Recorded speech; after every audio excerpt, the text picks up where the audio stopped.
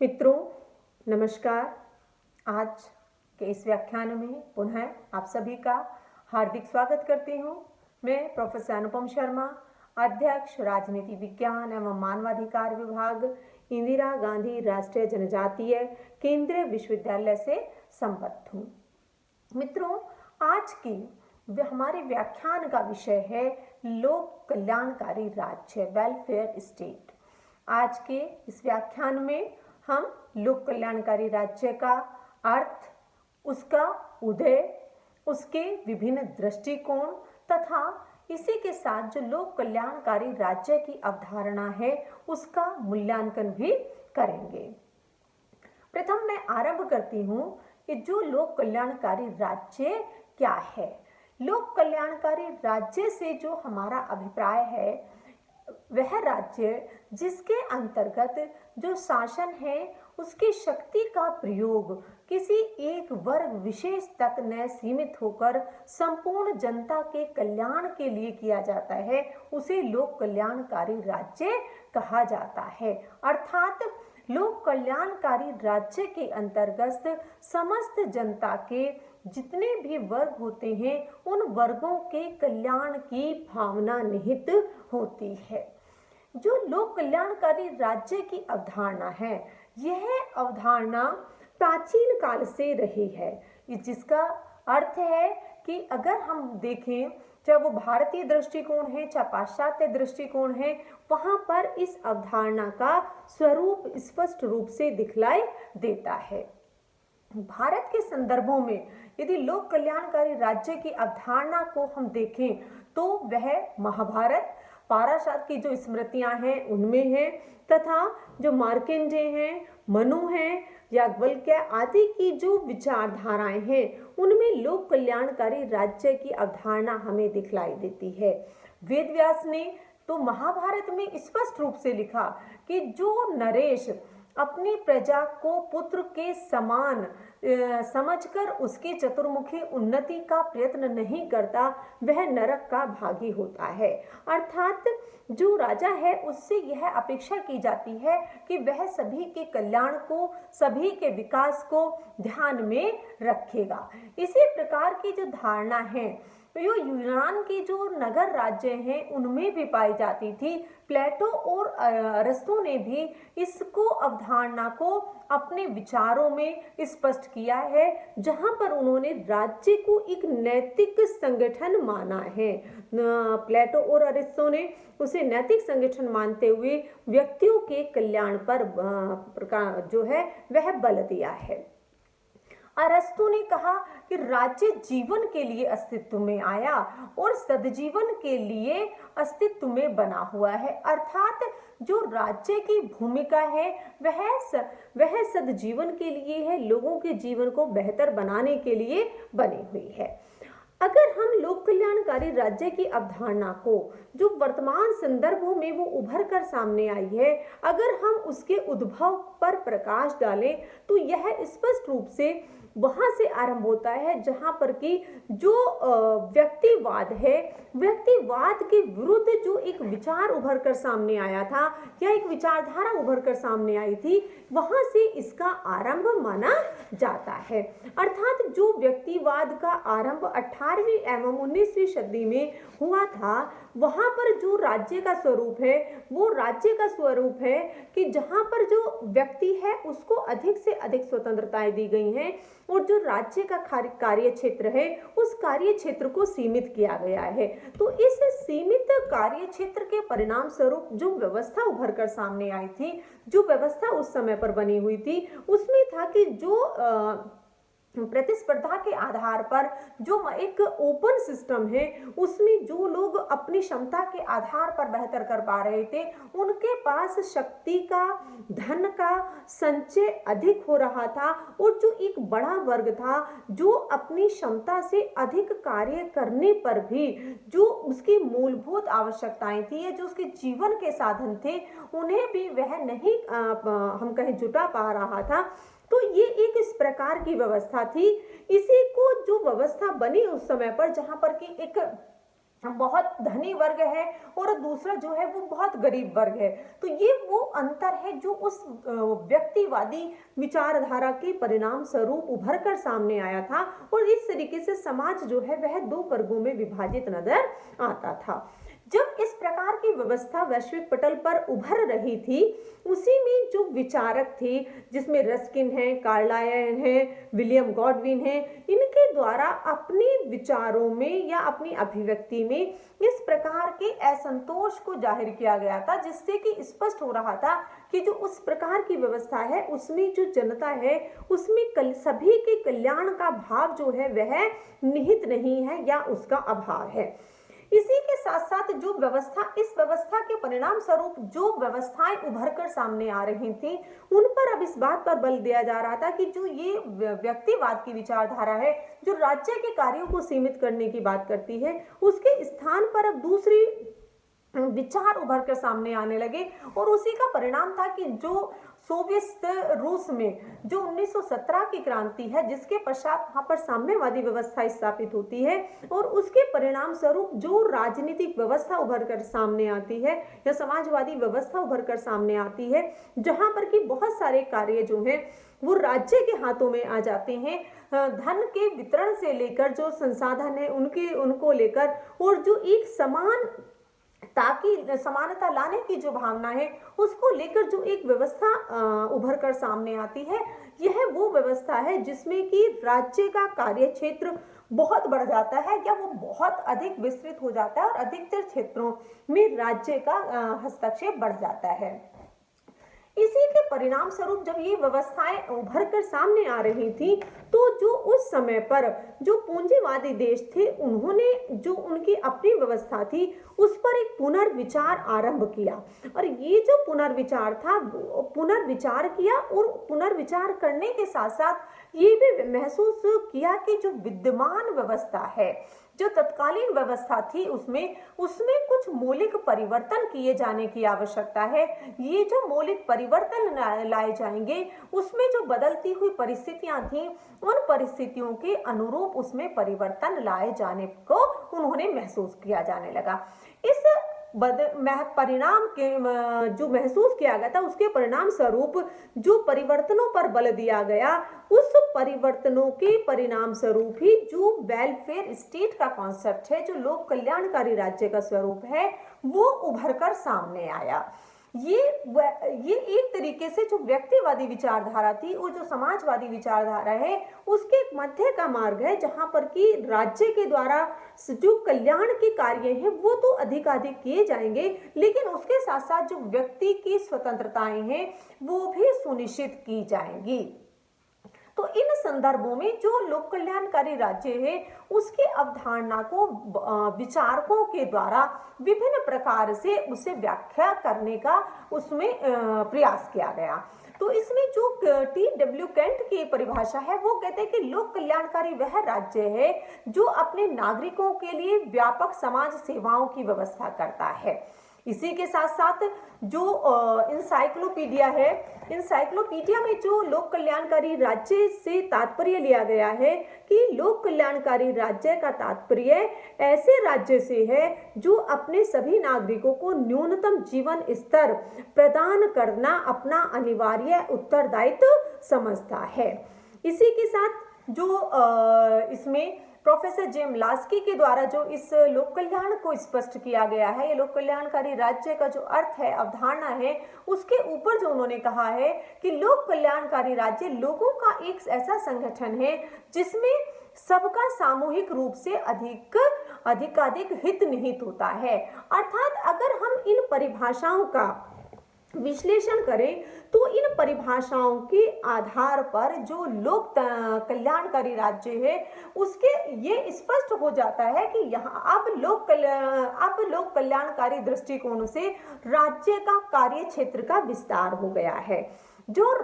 कार्य क्षेत्र राज्य के सीमित थे, उसके स्थान पर अब राज्य का कार्य क्षेत्र विभिन्न क्षेत्रों में विस्तृत हो गया है और जो उसकी भूमिका है उस पर वही परिवर्तन हुआ है। और राज्य की जो भूमिका है वह अब लोकहित पर आधारित है कि अर्थात समस्त जनता का हित किस प्रकार से संभव हो सके, उनका कल्याण किस प्रकार से संभव हो सके, इस बात पर लोक कल्याणकारी राज्य की अवधारणा में बल दिया जा रहा है।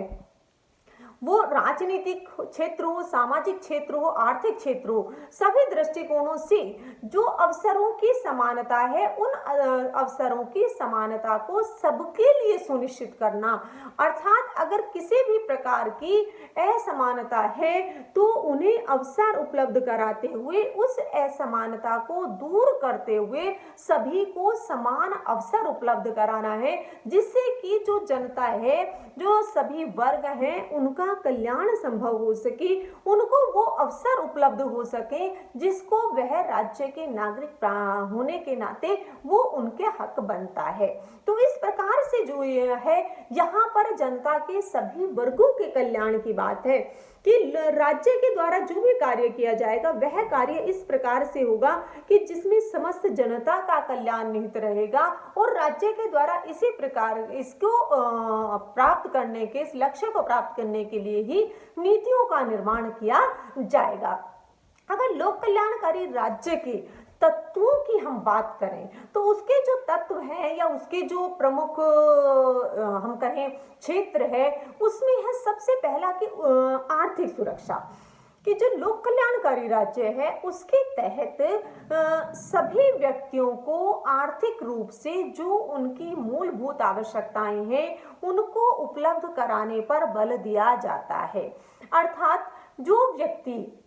स्वयं से अपना रोजगार, अपना उद्योग या अपना कुछ जो बिजनेस है वो स्वयं कर लेते हैं तो उनके लिए तो वो व्यवस्था है ही, राज्य के द्वारा उनके लिए वो सुविधाएं उपलब्ध कराई जाती हैं। परंतु इसके साथ साथ जो वर्ग किसी प्रकार से रोजगार प्राप्त नहीं कर पाता है या वह अपने जो स्वयं का उद्योग धंधा वो नहीं लगा पाता है, तो उसके लिए राज्य उनको सुविधाएं उपलब्ध कराकर उनको रोजगार प्रदान करता है। और इसके साथ साथ अगर वो अपना व्यवसाय आरंभ करना चाहते हैं तो राज्य उनको सहायता प्रदान करता है, उन्हें प्रमोट करता है, जिससे कि वो अपना रोजगार वहां पर वो कर सके। जो जीवन की मूलभूत आवश्यकताएं हैं या न्यूनतम आवश्यकताएं हैं उनको पूरा करने का प्रयास भी राज्य के द्वारा किया जाता है। अर्थात जो व्यक्ति की जो मूलभूत आवश्यकताएं, जिसे हम कहते हैं कि उसके पास रोटी हो, कपड़ा हो, मकान हो, अगर वर्तमान संदर्भों की हम बात करें तो उसमें शिक्षा और स्वास्थ्य भी अगर हम जोड़ लेते हैं तो ये आवश्यकताएं व्यक्ति की पूरी होनी चाहिए। और इसका जो उत्तरदायित्व है वो राज्य के ऊपर होगा कि राज्य अपने सभी नागरिकों को जो ये मूलभूत आवश्यकताएं हैं उनको उपलब्ध कराए और उसी के साथ साथ उनके जो जीवन स्तर की है उस गारंटी है उनको भी कार्यक्रमों के माध्यम से, सुविधाओं के माध्यम से उनको भी सुनिश्चित करे। और अगर समाज में किसी भी प्रकार की असमानता है तो उसको विधेयकों के माध्यम से, लेजिस्लेशन के माध्यम से इस प्रकार के कानून लाए जाए जिससे कि उस असमानता को दूर करते हुए समाज में समानता, अधिकतम समानता स्थापित की जाए कि जिनके पास बिल्कुल नहीं है उनको भी कुछ ना कुछ प्राप्त हो सके। तो इस प्रकार की आर्थिक सुरक्षा लोक कल्याणकारी राज्यों में नागरिकों के लिए सुनिश्चित की जाती है। इसी के साथ जो राजनीतिक सुरक्षा की बात है कि राजनीतिक सुरक्षा में लोगों को इस प्रकार की लोकतांत्रिक व्यवस्था उपलब्ध कराई जाए जिसमें कि जो नागरिक हैं उनकी न केवल स्वतंत्रताएं सुरक्षित रहें बल्कि जो उनके अधिकार हैं वो भी सुरक्षित रहें और वो संवर्धित भी होते रहें। तो इसमें इस बात पर भी बल दिया जाता है कि जो ये व्यवस्था है उसमें जो नागरिकों की जो स्वतंत्रताएं हैं, अधिकार हैं, वो सुरक्षित रहें और वो उनको राज्य के द्वारा इस प्रकार के प्रयास किए जाएं जिससे कि उन अधिकारों का संवर्धन भी होता रहे। सामाजिक सुरक्षा की व्यवस्था की जब हम बात करते हैं तो सामाजिक सुरक्षा में जो महत्वपूर्ण है वह है सामाजिक समानता स्थापित करना। अर्थात अर्थात राज्य में किसी भी आधार पर धर्म, जाति, क्षेत्र, लिंग, रंग, भेद, किसी भी आधार पर भेदभाव ना हो, उसके लिए राज्य के द्वारा यह सुनिश्चित किया जाए और उनके आधार पर समानता स्थापित करने का प्रयास किया जाना चाहिए, जिससे कि समाज में एक समानता की जो एक भावना है वो बनी रहे। जीवन के जो सभी पक्ष हैं उनमें समानता की स्थिति को हम कहें स्थापित करने का प्रयास भी इसमें राज्य के द्वारा किया जाता है, जिससे कि जो व्यवस्था है वो इस प्रकार की बनी रहे कि समाज में समानता बनी रहे। राज्य का जो कार्य क्षेत्र है, यहाँ पर जो राज्य का कार्य क्षेत्र है उसमें वृद्धि हो जाती है और वह जीवन के सभी, अगर हम कहें, वह जनहित पर आधारित हो जाता है। तो ये जो जनहित है, ये जनहित अपने आप में एक बहुत ही विस्तृत अवधारणा है, क्योंकि जिसमें जनता का निहित हो, जनता का निहित उसके सामाजिक संदर्भों में, आर्थिक संदर्भों में, राजनीतिक संदर्भों में और इसी के साथ साथ जो सांस्कृतिक संदर्भ है उनमें उसके जो हित हैं, जनता के जो हित हैं, उन हितों को सुरक्षित संवर्धित करने का दायित्व भी राज्य के ऊपर होना चाहिए। जो लोक कल्याणकारी राज्य है, लोक कल्याणकारी राज्य जो है वो अंतरराष्ट्रीय सहयोग की भावना पर बल देता है, जहां पर ये देश में या राजनीतिक व्यवस्था के अंतर्गत तो यह बात करता है लोक कल्याणकारी राज्य की, लेकिन अंतरराष्ट्रीय स्तर पर यह अंतरराष्ट्रीय दृष्टिकोण पे जो बात करता है वसुधैव कुटुंबकम की बात करता है, कि अर्थात जहां पर जो विश्व है वो एक कुटुंब के समान है, संपूर्ण विश्व ही मेरा कुटुंब है, उसकी जो अवधारणा है कि उस पर बल देता है कि जहां पर एक इस प्रकार की व्यवस्था बनी रहे, जहां राष्ट्रों के मध्य आपस में संबंध हो, समस्त राष्ट्र उस जो वसुधैव कुटुंबकम की अवधारणा है उसके तहत पर एक परिवार के रूप में संभव रह सके। तो इस प्रकार से जो लोक कल्याणकारी राज्य की अवधारणा है उसके अंतर्गत इन दृष्टिकोणों को समाहित किया जाता है। अब लोक कल्याणकारी राज्य के जो कार्य हैं वो किस प्रकार के हैं, किस प्रकार से वह अपनी भूमिका का निर्वाह करता है, वह प्रमुख है। क्योंकि लोक कल्याणकारी राज्य से जो पूर्व की अवधारणा राज्य के कार्य क्षेत्र की रही है, उसमें एक वो राज्य का क्षेत्र है जिसमें कि राज्य के द्वारा केवल अगर हम कहें जो आवश्यक कार्य थे उन्हीं का निर्वहन किया जाता था। अगर पुलिस राज्य की जो अवधारणा है, जहां पर राज्य के द्वारा कुछ सीमित कार्यों तक ही अपनी भूमिका का निर्वाह किया जाता था, परंतु जो लोक कल्याणकारी राज्य है वह उस पुलिस राज्य की अवधारणा से आगे बढ़कर वो कार्य तो संपादित किए ही जाते हैं, लेकिन उस से आगे बढ़कर जो उस भूमिका का निर्वाह किया जाता है वो यहाँ पर महत्वपूर्ण हो जाता है। अर्थात अगर हम कहीं अनिवार्य कार्यों की जो बात है कि जो राज्य के द्वारा किए ही जाते हैं, इसमें बाह्य आक्रमण से सुरक्षा एक राज्य का प्रमुख कार्य होता है, वह है बाह्य आक्रमणों से अपने राज्य के सुरक्षा प्रदान करना। ये किसी भी प्रकार की राजनीतिक व्यवस्था हो उसमें प्रमुख कार्य है कि अगर राज्य के द्वारा इस प्रकार की व्यवस्था बनाई जाए, इस प्रकार का मैकेनिज्म किया जाए कि जो बाह्य आक्रमण है या तो वो नहीं होने की स्थिति में है, और अगर होता है तो उसमें राज्य अपने लोगों को वह सुरक्षा प्रदान कर सके जिसमें लोग सुरक्षित रह सकें। आंतरिक व्यवस्था बनाए रखना, जो आंतरिक शांति की व्यवस्था है, उसमें है कि राज्य के अंदर जो लोग हैं उनको लिए जो एक व्यवस्था बनी रहे वो इस प्रकार की व्यवस्था हो जिसमें शांति हो और लोग सुरक्षित महसूस कर सकें। एक व्यक्ति दूसरे के अधिकारों का, एक समूह दूसरे के समूह के अधिकारों का हनन ना कर सके, इस बात पर प्रमुख रूप से बल दिया जाता है। तो ये आंतरिक सुरक्षा है जो उसको प्रदान की जाती है। न्याय व्यवस्था, जहां पर राज्य प्रत्येक व्यक्ति के लिए न्याय सुनिश्चित करता है। हर व्यक्ति को यह विश्वास होता है कि अगर उसके साथ कुछ जो गैर कानूनी घटित होता है तो उसे न्याय अवश्य मिलेगा। न्याय की भावना बनाए रखना, हर व्यक्ति उस कार्य को करने से डरे कि जिसे ये पता हो कि उसके लिए यह दंड स्वरूप उस दंड है। तो इस प्रकार की जो न्यायिक व्यवस्था है वो भी राज्य के द्वारा उसमें सुरक्षा जो है कार्य किया जाता है। इसी के साथ मुद्रा प्रबंधन का कार्य है, कर संग्रह का कार्य है। ये कर संग्रह का कार्य करके किस प्रकार से उसका नियोजन किया जाना है, किस प्रकार से उसका विभाजन किया जाना है समस्त स्तरों पर, ये प्रमुख कार्य हैं जो राज्य के द्वारा अनिवार्य रूप से किए जाते हैं।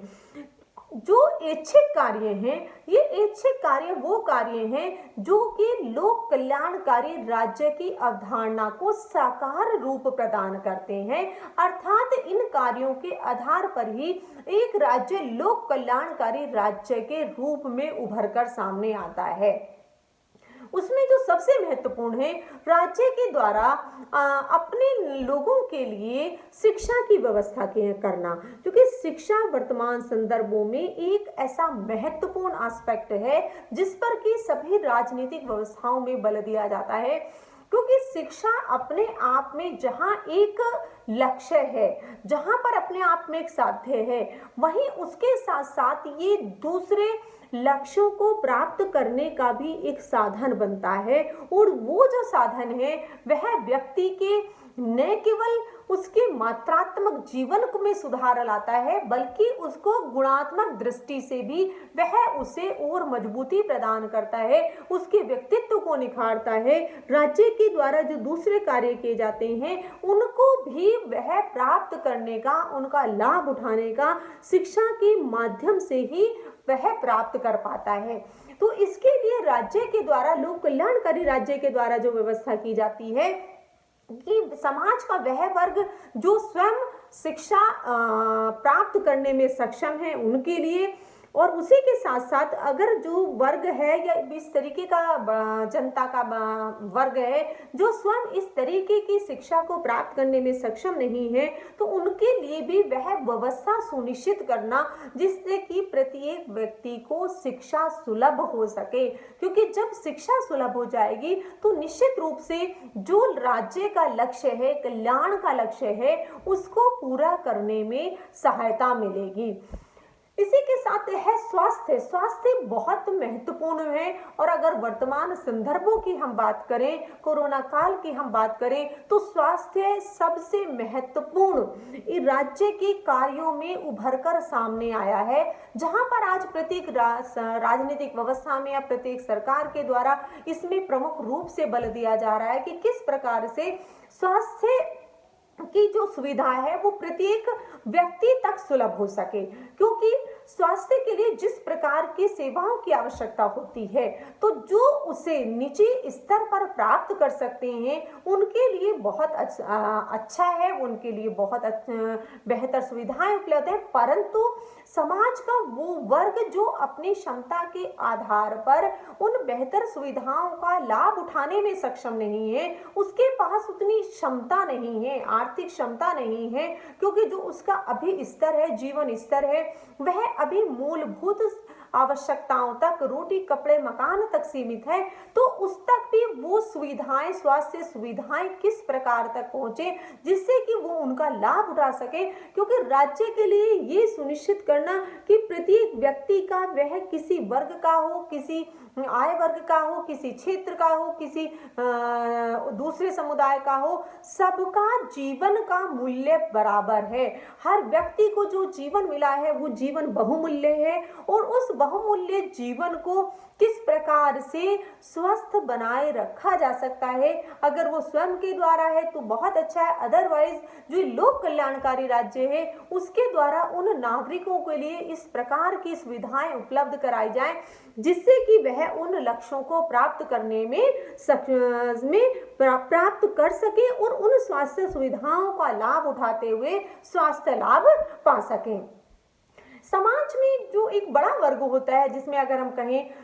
वृद्ध हैं, निर्धन लोग हैं, या इसी के साथ साथ कुछ समाज के और वर्ग हैं जो स्वयं कार्य करने में शारीरिक रूप से उतने सक्षम नहीं हैं। शारीरिक रूप से कि जब एक वृद्धावस्था के पास में एक ऐसी स्थिति आती है जब शारीरिक क्षमता कम हो जाती है, परंतु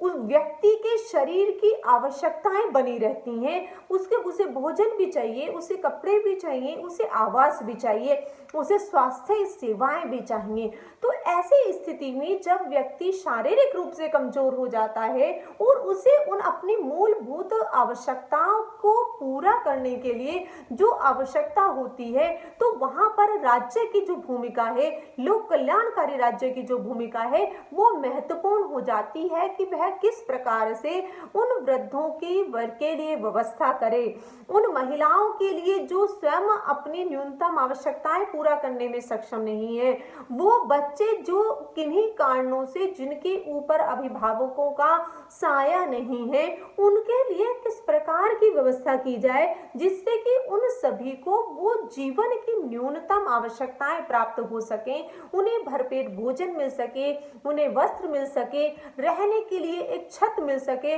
जिसमें कि जो एक गरिमामय जीवन है उसका वह जीवन को यापन कर सके। तो इस प्रकार की जो व्यवस्था है वह लोक कल्याणकारी राज्य के द्वारा की जानी चाहिए, जिससे कि वो व्यवस्था बनी रहे। इसी के साथ जो बात आती है कि अगर समाज में जिन लोगों के पास में अपनी व्यवस्थाएं हैं, अपने रोजगार के साधन हैं या सरकारी नौकरियों में उन्हें प्राप्त है, तो उसके अलावा जो लोग बेरोजगार हैं, बेकार हैं, उनके लिए राज्य के द्वारा किस प्रकार की व्यवस्था की जाए। ये जो व्यवस्था है इसमें उन लोगों को जो रोजगार करने में, कार्य करने में सक्षम हैं लेकिन उनके पास रोजगार नहीं है, तो ऐसे स्थिति में उन लोगों के लिए उसकी व्यवस्था करना महत्वपूर्ण हो जाता है, जिससे कि वो व्यक्ति जो शारीरिक रूप से सक्षम है, जिनकी आवश्यकता है उससे वो कार्य करके पूरा कर सकते हैं, तो राज्य के द्वारा वो किसी भी प्रकार की किसी भी क्षेत्र में हो, चाहे व्यक्ति उसे स्किल है या वो फार्मिंग के क्षेत्र में है या किसी और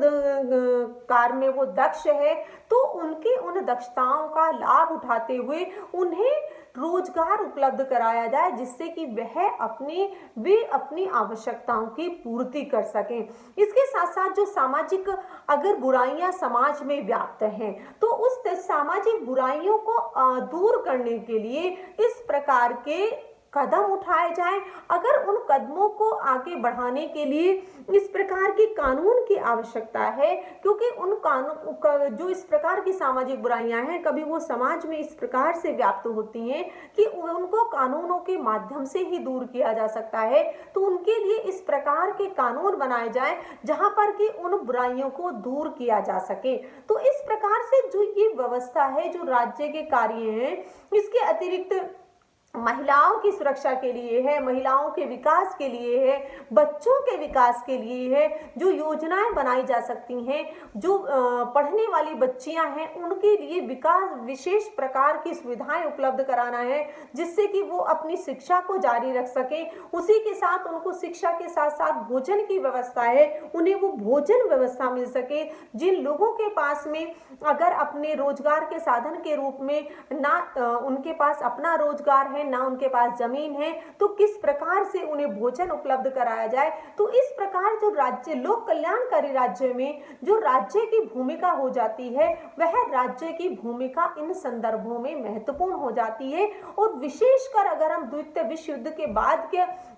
जो काल रहा है उसका हम आंकलन करें, तो उसमें देखते हैं जो नवोदित राष्ट्र हैं, नवोदित राष्ट्र जो औपनिवेशिक विरासत से मुक्त होकर स्वतंत्र राष्ट्र के रूप में उभर कर सामने आए हैं, तो उन राष्ट्रों के समक्ष जो चुनौतियां हैं, उन चुनौतियों का सामना करने के लिए जो लोक कल्याणकारी राज्य की अवधारणा है वो महत्वपूर्ण हो जाती है, क्योंकि उस लोक कल्याणकारी राज्य की अवधारणा के परिणाम स्वरूप जो सरकारों के द्वारा कार्य किए जाते हैं, वो निश्चित रूप से जो समाज का एक वर्ग है जो किन्हीं कारणों से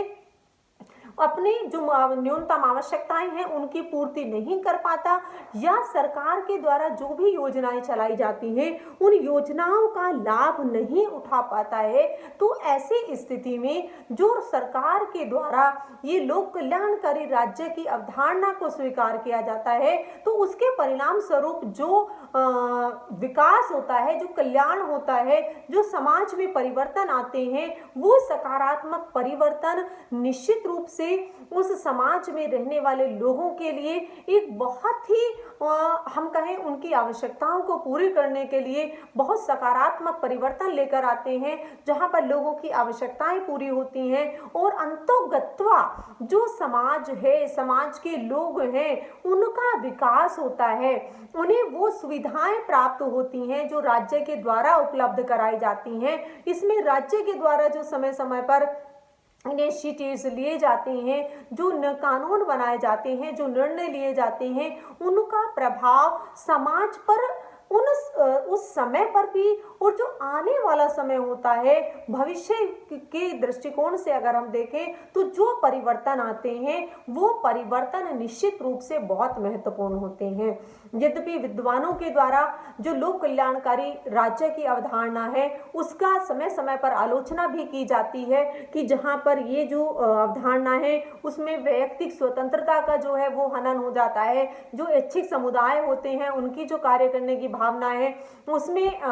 कमी आती है, नौकरशाही का जो आकार है वो विस्तृत हो जाता है और एक तरीके से लोगों में नौकरशाही का जो भय है वो स्पष्ट रूप से दिखलाया जाता है। और अंतिम है कि ये जो नौकरशाही है इसके परिणाम ये जो लोक कल्याणकारी राज्य है इसके परिणाम स्वरूप राज्य पर जो अतिरिक्त भार पड़ता है, तो उस दृष्टिकोण से जो ये अवधारणा है ये एक अत्यधिक खर्चीली मानी जाती है। पर उसके उपरांत जो इस लोक कल्याणकारी राज्य की अवधारणा के सकारात्मक परिणाम हैं, उनके जो हम कहें परिणाम अब तक दिखलाई देते हैं वो निश्चित रूप से उससे कहीं आगे जाकर हैं, उससे बहुत अधिक हो जाते हैं उन समाज के उन लोगों के लिए, उन वर्गों के लिए जो स्वयं अपने जीवन की न्यूनतम आवश्यकताओं को जुटाने में सक्षम नहीं है, तो उनके लिए राज्य एक महत्वपूर्ण साधन के रूप में साबित होता है और उन लोगों को भी जो एक जीवन है, गरिमामय जीवन है और उनकी जो मूलभूत आवश्यकताएं हैं उनको प्राप्त करने में सहायता प्रदान करता है। इसी के साथ साथ आप सभी का बहुत बहुत धन्यवाद।